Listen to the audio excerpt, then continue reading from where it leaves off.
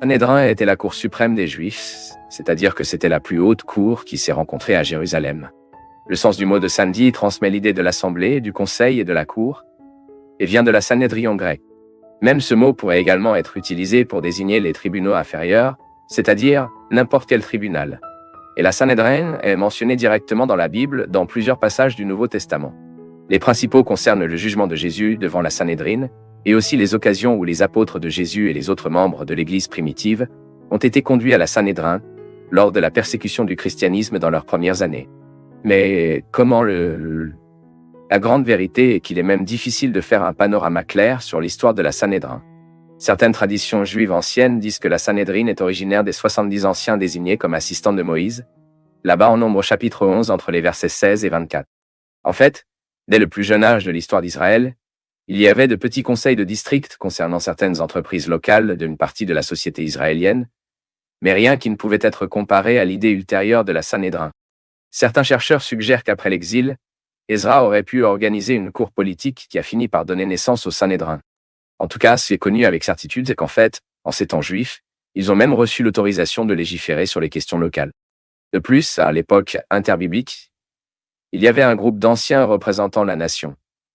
Et ce groupe a été désigné par un terme grec qui peut être traduit par Sénat. Par conséquent, certains interprètes indiquent également que les anciens et les dirigeants mentionnés dans les livres d'Ezra et de Néméas étaient un tribunal qui a servi de base au concept ultérieur de la Sanhédrin.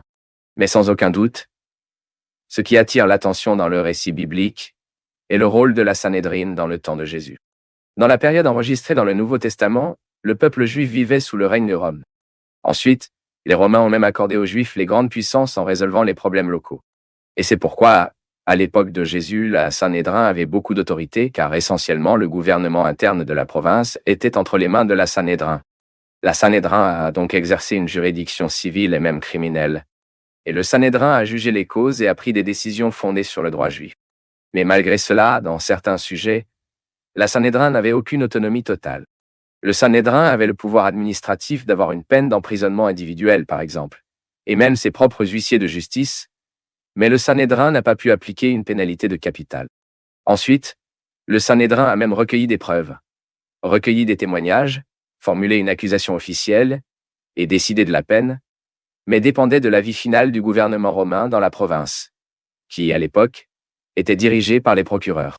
Et Pontius Pilate, par exemple, était l'un de ceux procureurs. Et dans le texte biblique, nous lisons sur la façon dont le Seigneur Jésus-Christ a été jugé par la Sanhédrin. Cet épisode, cependant, sert d'exemple des échecs et des écarts moraux de la juridiction de Sanhédrin. C'est parce que le Seigneur Jésus lui-même a été accusé de blasphème et condamné à la pénalité de capital sous faux témoignage, comme nous le lisons dans Matthieu, chapitre 26, entre les versets 59 et 61, où le texte biblique le dit. Les chefs des prêtres et de tous les Sanhédrins cherchaient une fausse déclaration contre Jésus afin qu'ils puissent le condamner à mort. Mais ils n'ont rien trouvé, bien que de nombreux faux témoins aient été présentés. Enfin, 2 qui se sont déclarés. Cet homme a dit « Je suis en mesure de détruire le sanctuaire de Dieu et de le reconstruire en 3 jours. » Et il est également important de noter que, quelque temps plus tard, le diacre d'Estévao a également été victime de faux témoignages et d'un jugement biaisé de la part de la Sanhédrin. Et, par conséquent, il a finalement été tué par une violente réaction populaire, comme nous le lisons dans Actes, le chapitre 6, entre les versets 11 et 15, où le texte biblique dit alors certains hommes pour dire « Nous entendons Stephen parler des paroles blasphématoires contre Moïse et contre Dieu. » Avec cela, ils ont remué le peuple, les chefs religieux et les maîtres de la loi. Et arrêtant Stephen, ils l'ont amené au Sinédrio et ont présenté de faux témoins qu'ils ont dit « Cet homme n'arrête pas de parler contre ce lieu saint et contre la loi. Car nous entendons que ce Jésus, le Nazarène, détruira cet endroit et changera les coutumes que Moïse nous a léguées. » Et le regardant, tous ceux qui étaient assis dans la Sanhédrin ont vu que son visage ressemblait au visage d'un ange. Eh bien, après cela, après l'an 70 après JC, la Sanhédrin a cessé d'exister, étant remplacée par un autre type de tribunal de première instance, dont les décisions étaient limitées uniquement au domaine théorique. Et une chose qui est également intéressante lorsque nous parlons de la Sanhédrin est de comprendre comment la Sanhédrin s'est formée. Au fil du temps, la composition de Sanhédrin était modifiée et adaptée. Même les érudits disent qu'en début, la Sanhédrin était principalement formée par des Sadducéens, c'est-à-dire par l'aristocratie sacerdotale de Jérusalem. Mais au fil du temps, de nouveaux profils de membres ont été inclus dans la Sanhédrin. Et c'est pourquoi, dans la période du Nouveau Testament, la Sanhédrin a été essentiellement formée par 3 groupes. Le premier groupe était composé des principaux prêtres. Le deuxième groupe était le groupe des scribes et des pharisiens. Et le troisième groupe était le groupe aîné. L'expression les principaux prêtres se réfère à un groupe composé par la plus puissante de la classe sacerdotale de Jérusalem. Cela comprenait le grand prêtre, qui était le chef des prêtres en activité, ainsi que pour ceux qui avaient précédemment occupé le grand sacerdoce, car à cette époque, le grand sacerdoce est passé d'une position de nomination à vie à la politique, à un bureau politique, et d'autres membres des familles privilégiées dont les grands prêtres étaient choisis.